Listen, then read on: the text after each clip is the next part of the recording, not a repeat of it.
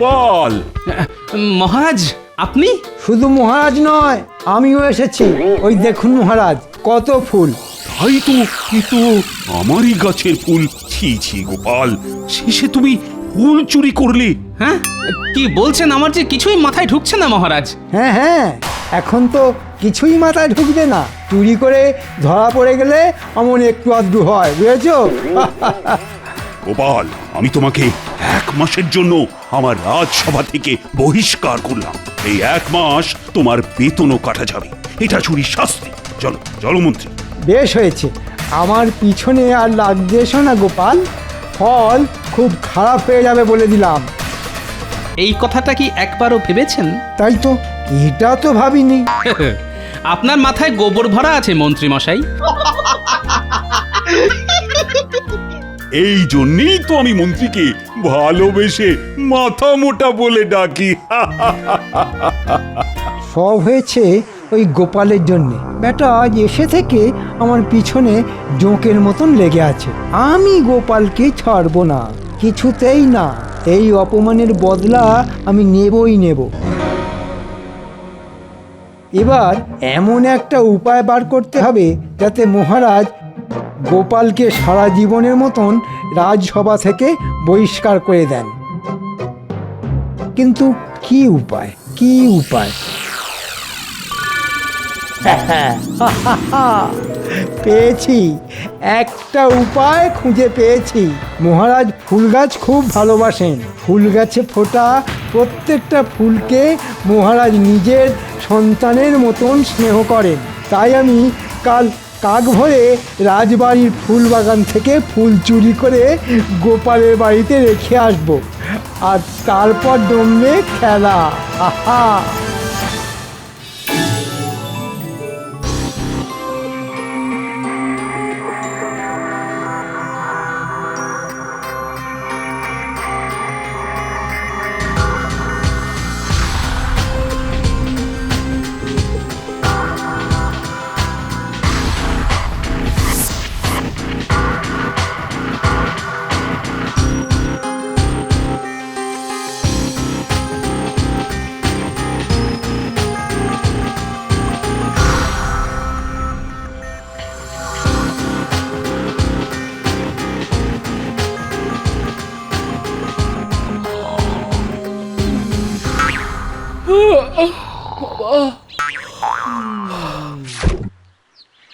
যাই, এই বেলা বাসি কাপড় ছেড়ে ফুল তুলে ঠাকুর পুজোটা সেরে নি, তারপর রান্না চাপাবো খন।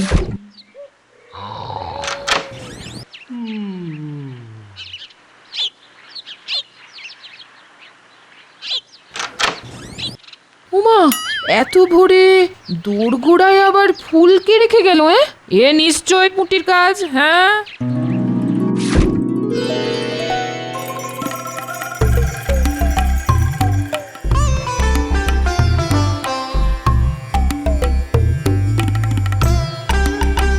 কি আমার ফুল, গাছের সব ফুলগুলো গেল কোথায়? প্রহরী!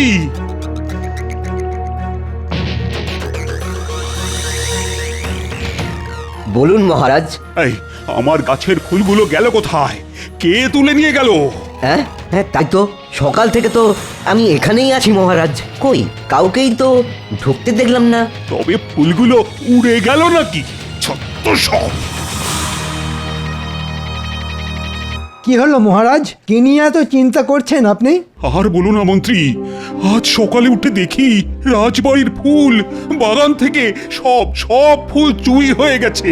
সে কি, চোরের এত বড় সাহস রাজবাড়ির ভিতর থেকে ফুল চুরি করে? হ্যাঁ, না না, এ চোর যে সে চোর নয়। আমার মনে হয় এটা রাজসভার কোনো সদস্যের কাজ।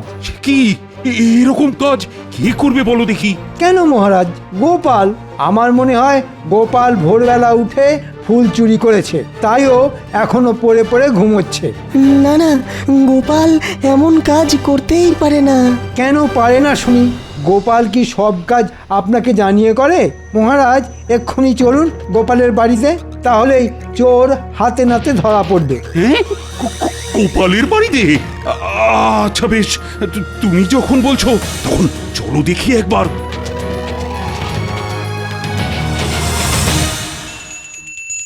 জয় ঠাকুর জয় ঠাকুর জয় ঠাকুর জয় ঠাকুর বাবা জয় সকাল ঠাকুর, সকাল কি জয় শুরু ঠাকুর, করলে বলো দেখি জয় গিন্নি ঠাকুর, জয় ঠাকুর জয় ঠাকুর জয় ঠাকুর জয় ঠাকুর জয় গোপাল, ঠাকুর। এই গোপাল, বাড়ি আছো? বেরিয়ে এসো বলছি। দেখেছেন মহারাজ, ধরা পড়ার ভয়ে গোপাল ঘরের ভিতর লুকিয়ে বসে আছে। চলুন মহারাজ, আমরা ভিতরে যাই।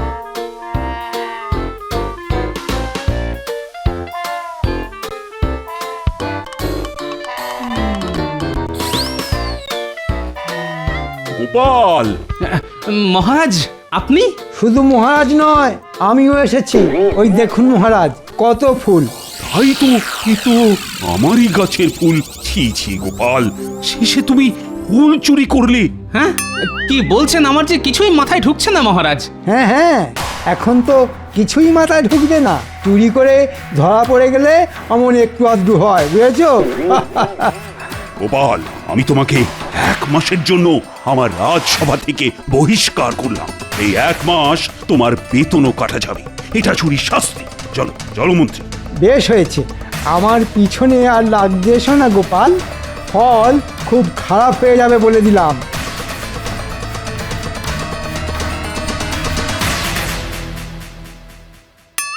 গিন্নি এই ফুলগুলো এলো কোথা থেকে শুনি? আজ সকালে ঘুম থেকে উঠে দেখি এই ফুলগুলো সদর দরজার সামনে পড়ে আছে, তাই তো আমি এগুলো তুলে এনে পুজোয় বসলাম। এই সত্যি বলছি, বিশ্বাস করো। আমি তো বিশ্বাস করলাম গিন্নি, কিন্তু মহারাজ করলেন না। আমার মনে হয় এইসব ওই শুটকো মন্ত্রীটার কাজ। এবার কি হবে? সেটাই তো, কিছু একটা উপায় খুঁজে বার করতেই হবে গিন্নি।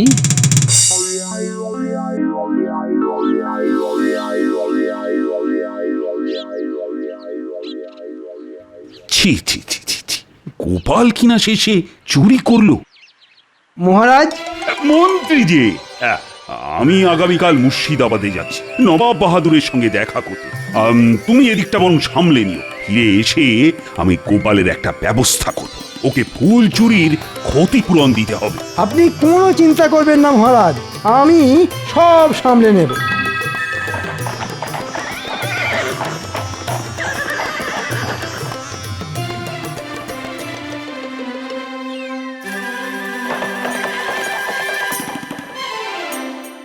প্রণাম জাহাপানা।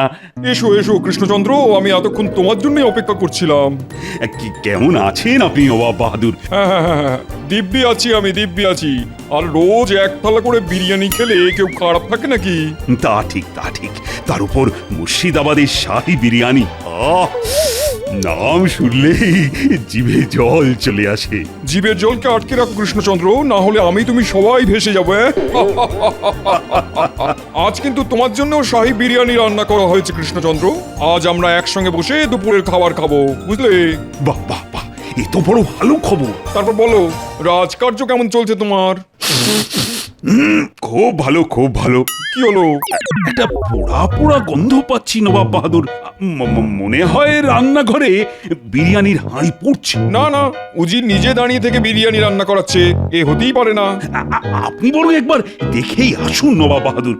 আমি কিন্তু পোড়ার গন্ধ পাচ্ছি। ঠিক আছে, তুমি যখন বলছো তখন যাচ্ছি।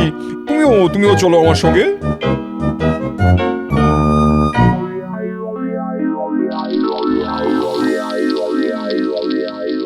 হায় আল্লাহ, সব পুড়ে গেল তো।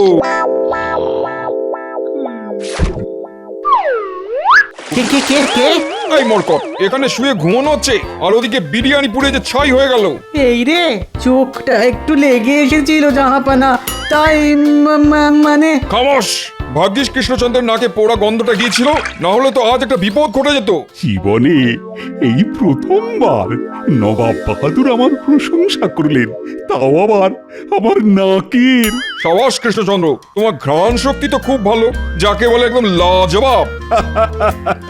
তা আপনি ঠিকই বলেছেন নবাব বাহাদুর। দূর থেকে আমি গন্ধ শুঁকে বলে দিতে পারি কোন বাড়িতে কি রান্না হচ্ছে।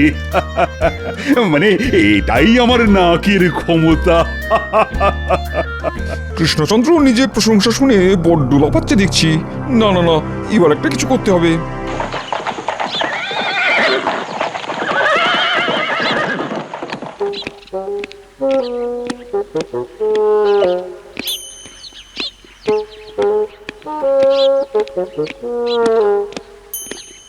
কি বুঝলে উজির? আজ বিরিয়ানিটা পুড়ে গেল। দূর মতামোটা, কৃষ্ণচন্দ্র নিজের মুখে স্বীকার করেছে ও নাকি দূর থেকে গন্ধ শুকে বলে দিতে পারে কোন বাড়িতে কি রান্না হচ্ছে। এবার আমি কৃষ্ণচন্দ্রের ঘ্রাণ শক্তির পরীক্ষা নেব আর এমন ব্যবস্থা করব যাতে কৃষ্ণচন্দ্র কিছুতেই জিততে না পারে।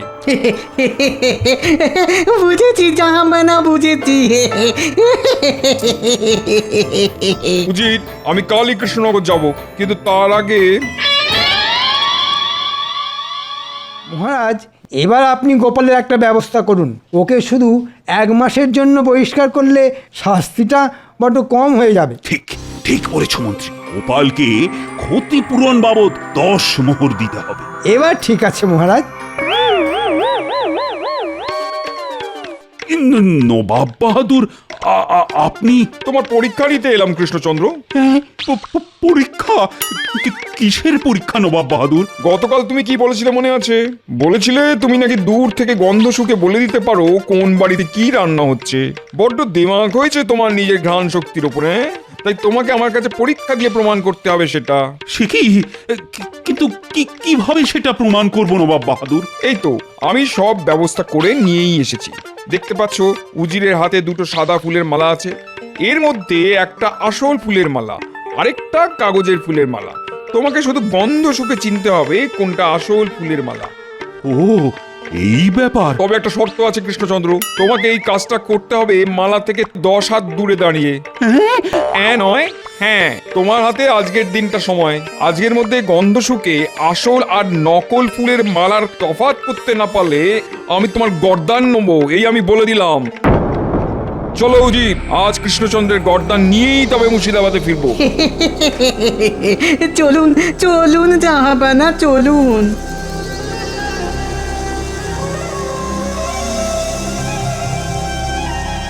ঠিক হয়েছে, এখন গোপালও নেই, তাই আমার চিন্তাও নেই। এবার নবাব বাহাদুর মহারাজের গর্দান নেবেন আর আমি হব কৃষ্ণনগরের নতুন রাজা। হাহা। গোপালকে খবরটা দিতে হচ্ছে। কানামাছি ভো যাকে পাবি তাকে বাবা, গোপাল দাদু তো আমাদের ধরতেই পারে না, পারে না, পারে না।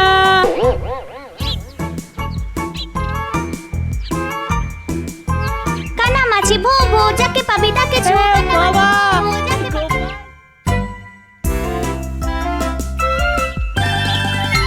গোপাল, ও গোপাল, গোপাল। আরে বিজ্ঞানী যে, বলো বলো। মহারাজের বড় বিপদ গোপাল, তুমি বাঁচাও মহারাজকে। কেন কেন, কি হলো মহারাজের?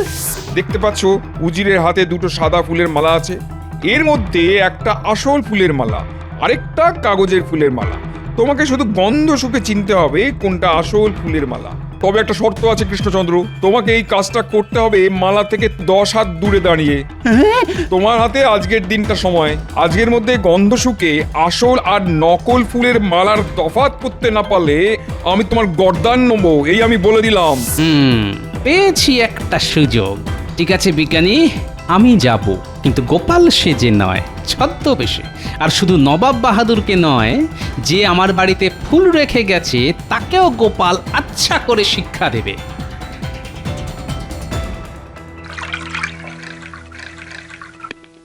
এটা কি করছেন জাহাপানা? শুধু আমি আর তুমি জানি ওই মালা দুটোই নকল, কাগজের তৈরি। কিন্তু কৃষ্ণচন্দ্র জানে এর মধ্যে একটা মালা আসল, আর ওকে সেটাই খুঁজে বার করতে হবে। তাই কৃষ্ণচন্দ্রকে চমকে দেওয়ার জন্য 2টো মালাতেই আচ্ছা করে ফুলের গন্ধের আঁতর মাখিয়ে দিয়েছি। এবার কৃষ্ণচন্দ্র পাগল হয়ে যাবে।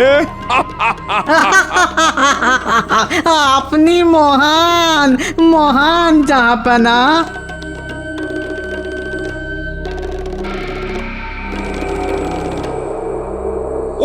ওই তো কৃষ্ণচন্দ্র এসে গেছে। এসো কৃষ্ণচন্দ্র, এসো এসো, নাও নাও নাও। এবার গন্ধ শুকে বলো দেখি কোনটা আসল মালা আর কোনটা নকল। ইয়ে মানে চেষ্টা করে দেখি একবার তাহলে। এই মালাটা থেকে তো ফুলের সুগন্ধ পাচ্ছি, আমার মনে হয় এই মালাটাই আসল। দাঁড়ান দাঁড়ান, আগে আর একটা মালার গন্ধ তো শুঁকে দেখুন।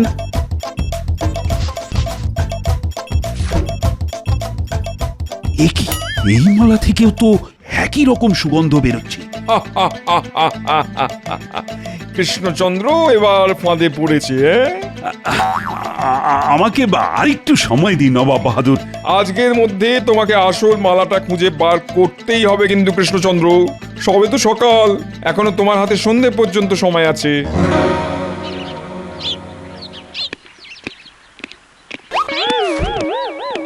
বলি ছদ্মবেশে কোথায় চললে? গোলমালের গন্ধ পেয়েছি গিন্নি, তাই আমি চললাম মহারাজকে বাঁচাতে। এবার এবার আমি কি করব? কিছুই তো মাথায় আসছে না।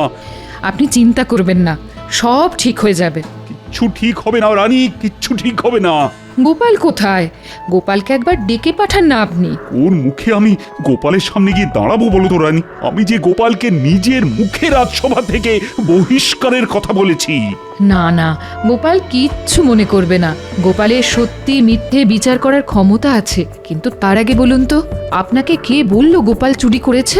মন্ত্রী তো আমাকে ধরে নিয়ে গোপালের বাড়িতে গেল। সব তাহলে ওই মন্ত্রীর চাল।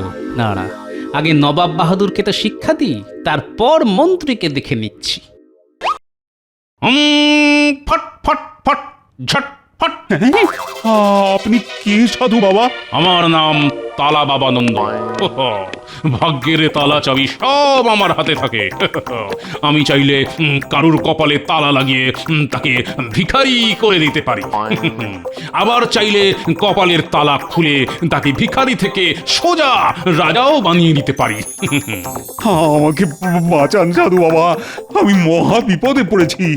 জানি জানি, আমি সব জানি। আয়, কানটা আমার মুখের কাছে নিয়ে আয়।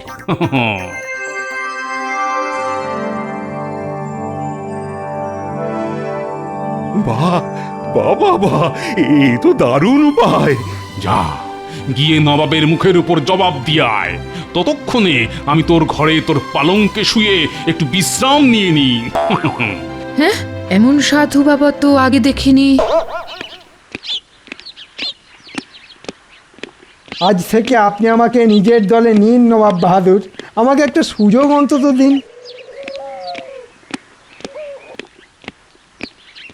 এ কি মন্ত্রী, তুমি এখানে? আজ থেকে আমি মন্ত্রী নই মহারাজ, আজ থেকে আমি নবাব বাহাদুরের দলে।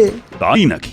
সুযোগ বুঝে অমনি দল বদল করে নিলে তুমি? হ্যাঁ করেছি মহারাজ, শুধু দল বদল নয়, গোপালকে চোর সাজিয়েছি আমি।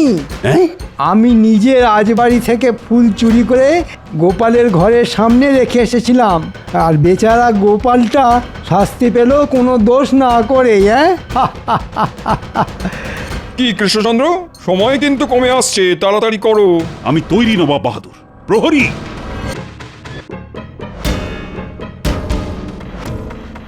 রাজবাড়ির ফুলের বাগান থেকে সব ফুল তুলে এই ঘরে নিয়ে এসো তো।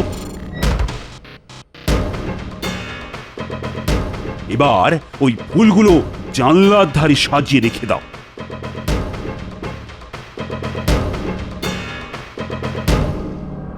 বুঝি, এবার তুমি এই মালা দুটো ওই ফুলগুলোর পাশে আলাদা আলাদা করে রেখে দাও। এসব কি হচ্ছে কৃষ্ণচন্দ্র? অপেক্ষা করুন নবাব বাহাদুর।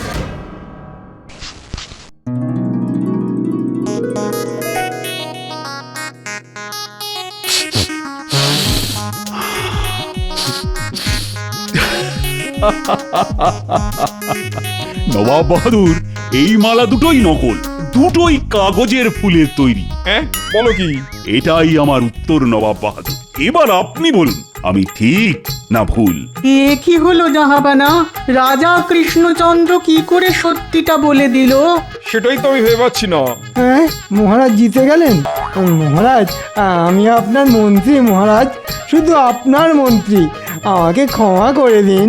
না না না, মহারাজ আপনাকে ক্ষমা করলেও আমি আপনাকে এত সহজে ছাড়বো না মন্ত্রী মশাই। আমি জানি আপনি আমাকে ইচ্ছে করে চোর সাজিয়েছেন। কে কে তুমি? হ্যাঁ গোপাল? গোপাল তুমি? হ্যাঁ মহারাজ, আপনার বিপদ শুনে আর ঘরে বসে থাকতে পারলাম না। আমি সত্যি ফুল চুরি করিনি মহারাজ। থাক গোপাল থাক, আমি সব জানি। মন্ত্রী নিজের মুখে সব স্বীকার করছে। কি হলো, ওনারা অমন করে ছুটে পালালেন কেন? লজ্জায় রানী, লজ্জায়। গোপাল না থাকলে আমাকে পালাতে হতো তোমাদের সবাইকে ছেড়ে। গোপাল এইবারও আমাকে বাঁচিয়ে দিয়েছে। তার মানে সাধুর বেশে ওটা তুমি ছিলে গোপাল? কিন্তু গোপাল সাধু সেজে আপনার কানে কি এমন মন্ত্র দিল আমাকেও একটু বলুন। খুব সোজা রানী। গোপাল বলল মৌমাছি আর প্রজাপতি একমাত্র আসল ফুলের উপরই বসে মধু সংগ্রহের জন্য। ব্যাস অমনি আমার কাছে সবটা জলের মতো পরিষ্কার হয়ে গেল। নবাব বাহাদুর যে দুটো মালা সঙ্গে করে নিয়ে এসেছিলেন সেই দুটোই কাগজের তৈরি, আর তাতে একবারের জন্য প্রজাপতি আর মৌমাছি বসেন। যেমন গোপাল তেমন তার বুদ্ধি।